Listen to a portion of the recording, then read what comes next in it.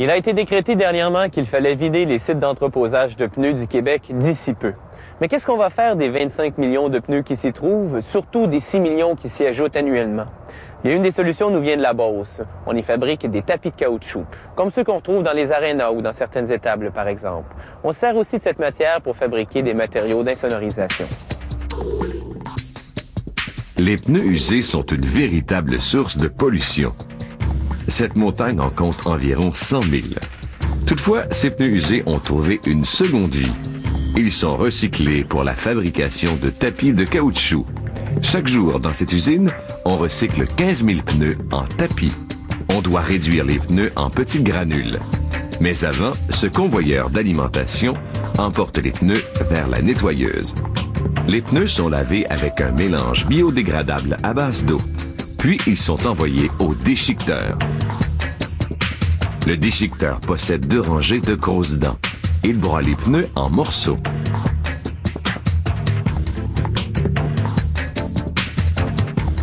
Le métal est séparé magnétiquement. Les morceaux de métal sont recyclés dans une autre usine de transformation. Les autres composants des pneus, comme les fibres de verre et le nylon, doivent être séparés. On emploie un tamis pour retenir ces déchets indésirables. Les particules de caoutchouc épurées de tout corps étranger possèdent une taille de 2,5 mm. Environ 16 tonnes de particules de pneus sont entassées dans cet entrepôt de transition. Mais les particules sont encore trop grosses pour être utilisées.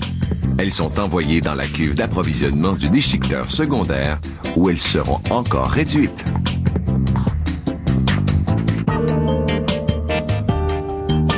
Ce tracteur alimente le déchiqueteur secondaire. Le broyage produit une poudrette de caoutchouc.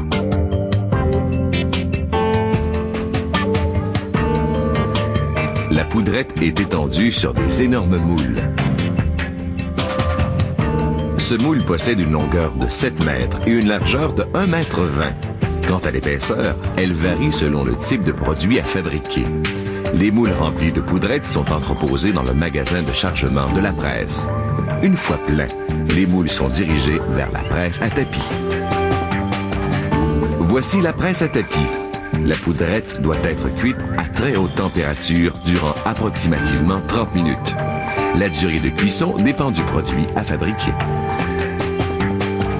Le tapis cuit doit passer par la démouleuse avant d'aller au refroidisseur. Les tapis sont encore extrêmement chauds. On les refroidit avec des jets d'eau pendant quelques minutes.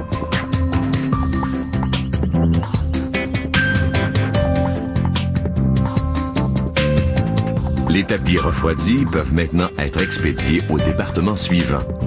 Ce convoyeur transitoire au centre de coupe place le tapis avant qu'il soit coupé. On le fait basculer pour éliminer le surplus d'eau. Ici, le tapis est coupé en 3 morceaux.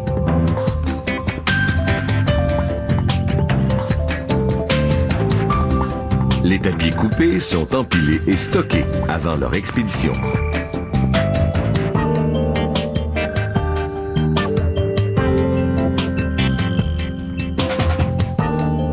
La compagnie fabrique aussi des garde-boue.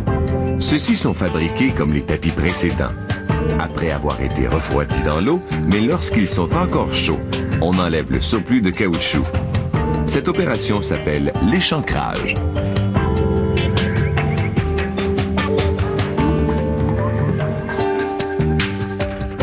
Les rondelles de pneus durs sont aussi produites ici, selon la même méthode de fabrication, et toujours à partir de vieux pneus usagés.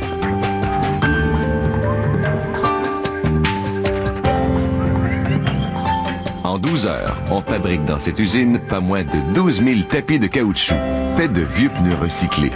Ainsi, l'environnement se porte beaucoup mieux.